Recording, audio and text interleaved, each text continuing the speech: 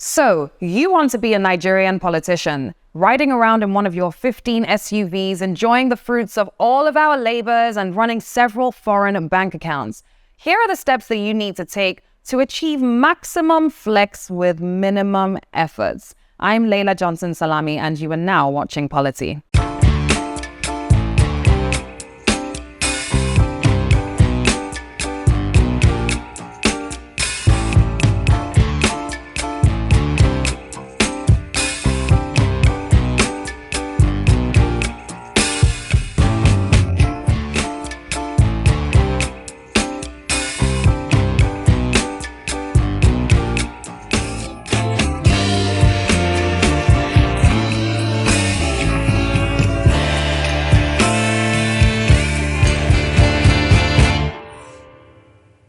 So, in case you didn't catch the sarcasm earlier, being a Nigerian politician is probably one of the most enviable jobs.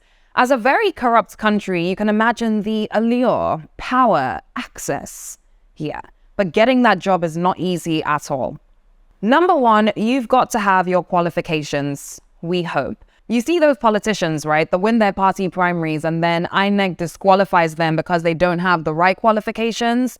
Well, you don't want that to be you. In Nigeria, no matter what position you're going for, whether you're running for president, vice president, governor, senator, or even local government chairperson, the Constitution says that you must be educated up to at least school certificate level or its equivalents. I mean, that's really not too much to ask. In fact, on one hand, many people are of the view that this standard needs to be reviewed to require higher levels of education, and on the other, there's the argument that higher academic qualifications don't necessarily translate to good governance. Fair enough. Number two, you've got to have a political party. You can either join one or form one, and no matter which one you choose, you've got to have lots and lots of money to do that. To join a party, I mean, the requirements pretty much differ from party to party, but there are general requirements that are relative to everyone, regardless of the party that you've decided to go for. Firstly, you've got to be a Nigerian citizen, at least 18 years old as well. And you also have to have a clean record, according to the laws. So no convictions of any electoral or criminal offenses. You also can't have been declared bankrupt by a competent jurisdiction. And you can't have been found by any court to be of unsound mind. And you've got to have a valid voter's card, or at least be in the process of registering for one.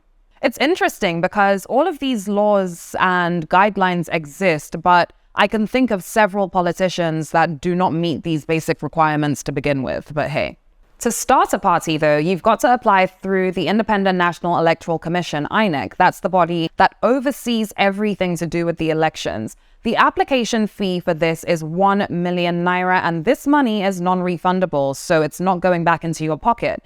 And within 30 days, you then have to submit 50 copies of the application. Don't ask me why you need this many. So 50 copies of your own drafted constitution and your manifesto to INEC. Then you also have to provide evidence of ownership or rental of offices in at least 24 states and the Federal Capital Territory. By the way, your headquarters have got to be in the Federal Capital Territory. There are also rules as well on the symbol of your political party. For example, it's not allowed to bear Nigeria's coat of arms or the coat of arms of any other federation, any portrait as well of a person dead or alive, any religious or cultist symbol, any symbol that's been previously registered by an existing political party in the country, or anything associated with the government, armed forces, or police. All of that is a no-no. Anyway, once you've applied, INEC will then take your application into account and decide on whether your application is a success or whether you have failed. We can't speak about all of this party business, though, without bringing up the crazy cost of doing elections in Nigeria.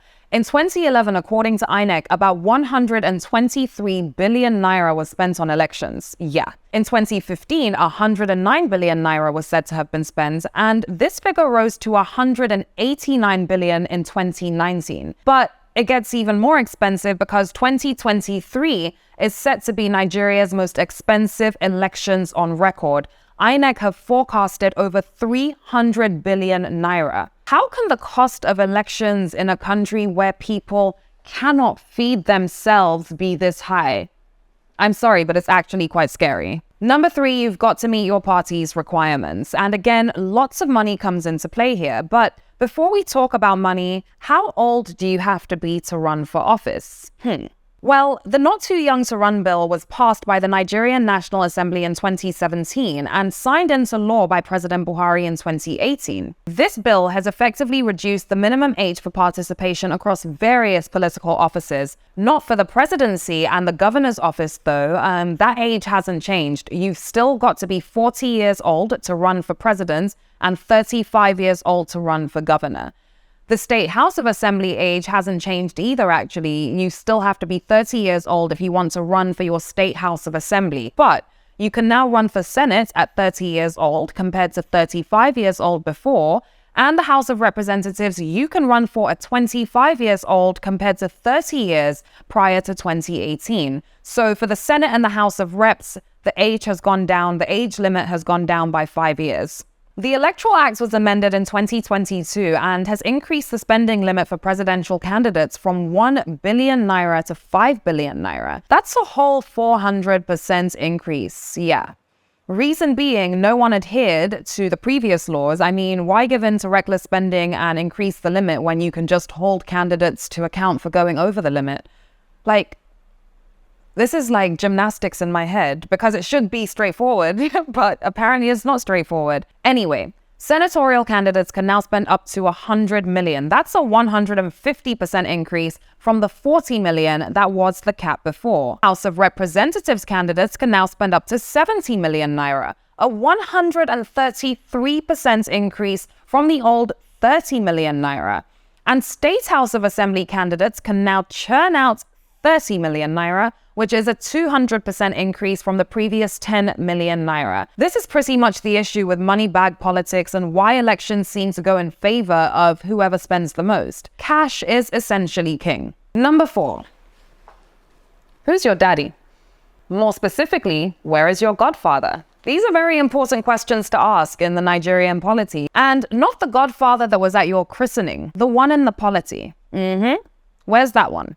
Because Nigerian politics literally doesn't function without Godfatherism, and honestly, it's a big shame. This is basically the person who brought you in, helped you to get into office, and believes that you are indebted to him or her forever. Most often a him, because Nigerian politics is still dominated by men, so yeah. I actually don't know of any big name political godmothers in Nigeria, but I mean, feel free to drop some names in the comments below. Let's find out. Anyway, this is a big reason why Nigerian politics is so turbulent. Decision-making, policy-making, you name it, are effectively controlled by people who are far away from the central activities of government, but have the loyalty of the politicians that they help to put in office. It's a circus. And it isn't healthy for democracy either. Essentially, the people don't choose. The people choose from the choices that the godfathers decide on.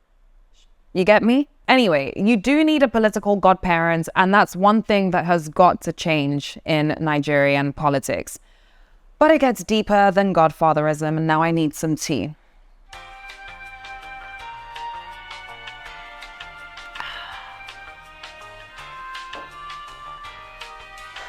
Because, are you ready to lie in a coffin and swear oath? Basically, it's expected that if you take an oath, you will not escape the punishment of certain supernatural deities.